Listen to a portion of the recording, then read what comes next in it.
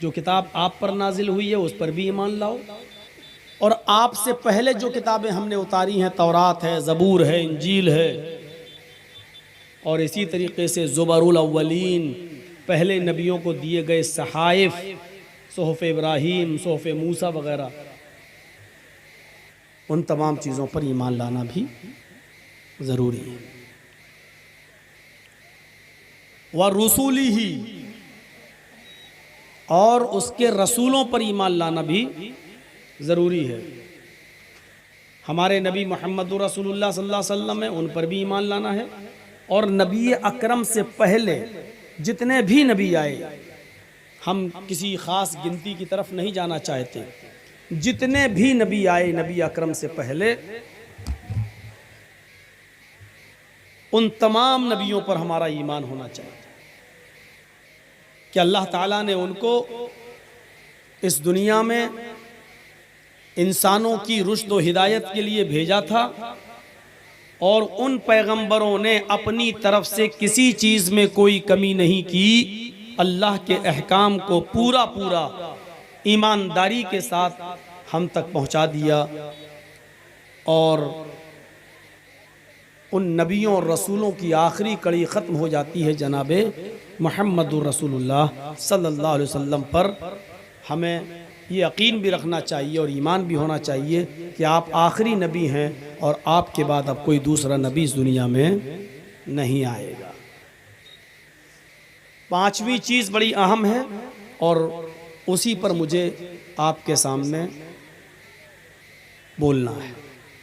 वल यौमिल आखिर, day of judgement, फैसले का दिन, क़यामत का दिन,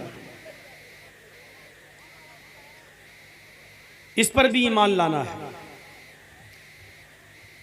कि एक दिन आएगा, इसराफील अलैहिस्सलातु वस्सलाम सूर फूकेंगे, और रूए ज़मीन पर जितने भी लोग, दरिंदो चरिंदो परिंद जितने भी हैं, ये सब उस सूर फूकने के बाद मर जाएंगे। फिर दूसरा सूर फूका जाएगा तो उठेंगे और मैदान महशर की तरफ जाएंगे, और अपना अपना हिसाब व किताब उनसे लिया जाएगा। क़यामत का दिन आना है, और इसलिए आना है कि इंसानों को उनके आमाल, चाहे वो अच्छे हों या बुरे, उन आमाल का पूरा पूरा बदला दिया जाएगा। यहाँ पूरा बदला नहीं दिया जाता है, पूरा बदला क़यामत के दिन दिया जाएगा। अच्छा किया है तो उसका भी, और बुरा किया है तो उसका भी। बुरा किया है तो उसकी पूरी पूरी सज़ा मिलेगी। एक आदमी को कत्ल किया है, हिंदुस्तान का कानून कहता है कि उसको भी फांसी की सज़ा दे दो, और जिसने 10 आदमी को कत्ल किया है उसको भी फांसी की सज़ा दे दो, जिसने 100 आदमियों को मारा है उसको भी फांसी की सज़ा दे दो। तो हमें एक गलती की सज़ा तो मिल रही है, एक आदमी को कत्ल किया, हमें उसके बदले में कत्ल कर दिया गया, तो एक की तो सज़ा मिल गई। लेकिन हमने 10 आदमियों को कत्ल किया है, उसके बदले में आपने मुझे मारा है, तो ये तो एक आदमी के कत्ल की सज़ा हुई, अभी 9 लोगों के कत्ल की सज़ा मेरे ऊपर बाकी है, जो दुनिया की कोई अदालत नहीं दे सकती है। ये क़यामत के दिन ही हमें हमारे उन करतूतों और बुरे कर्मों का पूरा पूरा हमें सज़ा मिलना है। इसी तरीके से हमने नेकी की,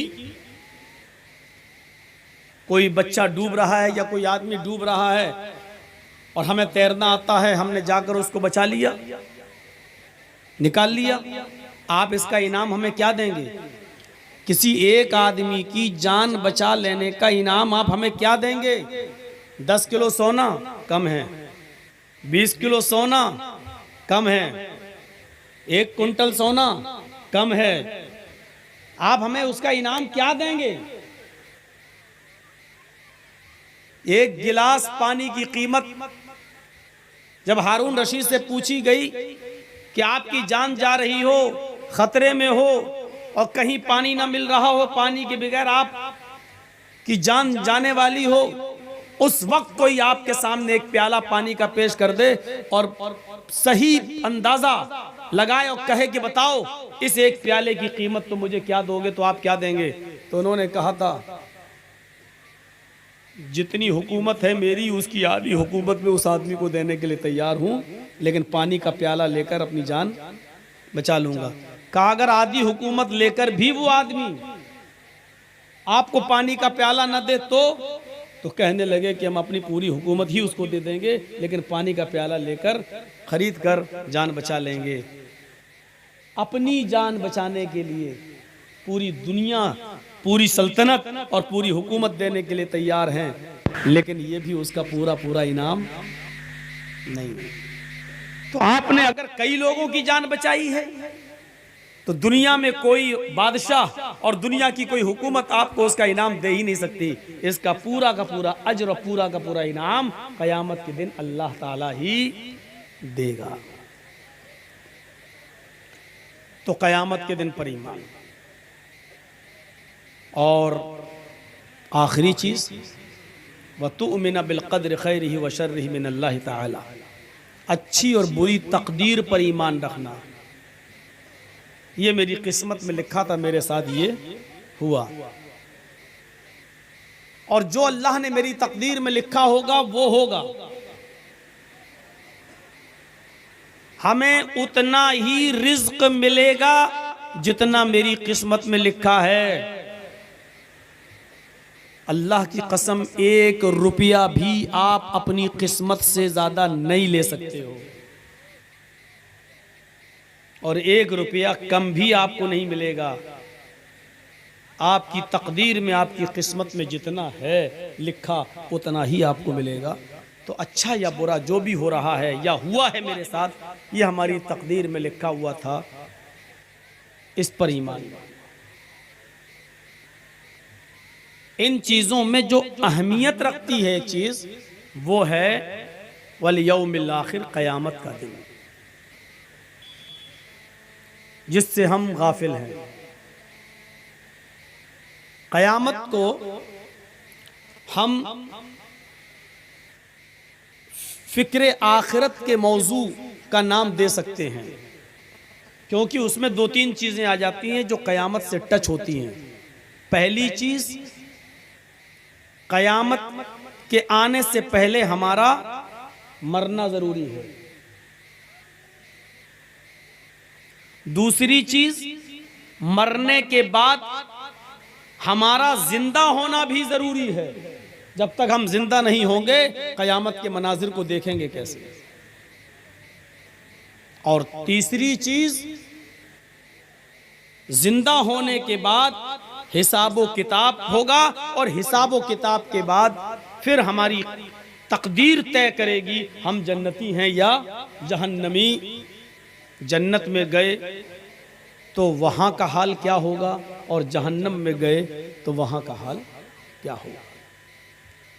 ये चीज़ें ताल्लुक़ रखती हैं आज मेरे मौजू से। मरना ज़रूरी है, पहली चीज़, और ये बिल्कुल सच्चाई है। हमारा मौलवी जर्जीस का सबसे बड़ा दुश्मन भी हमारी बात को मानेगा, और वो ये कहेगा कि जर्जीस साहब और बातें सही बोलते हैं या नहीं मैं नहीं जानता, लेकिन उन्होंने ये कहा कि एक दिन मरना है, ये सही।